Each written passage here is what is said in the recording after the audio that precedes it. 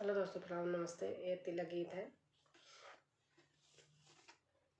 बेरिया की बेरा तो आई बारा जाऊं दूल्हे रामा, बारा जाऊं दूल्हे रामा, दूरी खेलाने माती जाओ।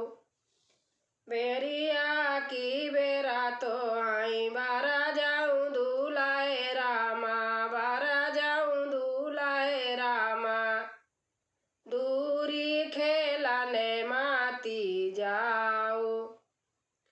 आजू तोरा ससुरु तिलक लाई के आई हाई, तिलक लाई के आई हाई, ता तो का बोलावई के जाय।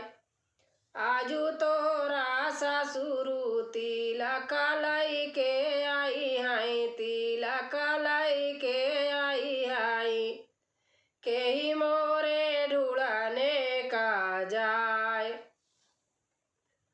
बेरिया की बेरा तो हाई बारा जाऊं दूल्हे रामा, बारा जाऊं दूल्हे रामा, दूरी खेलाने माती जाओ।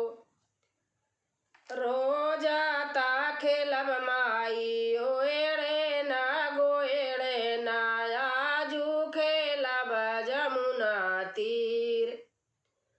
रोजाता खेलब माई ओएड़े ना गोएड़े ना, आजू खेलब जमुना तीर।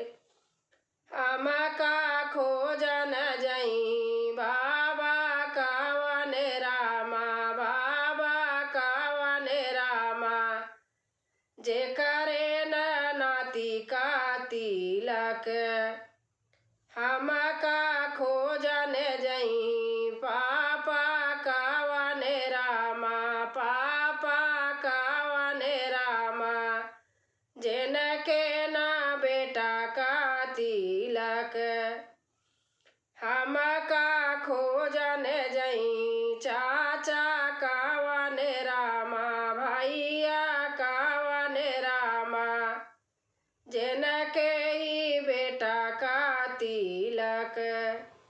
हमका खोजन जई भैया हो कावन रामा, भैया हो कावन रामा, जेन के ना भैया का तिलक।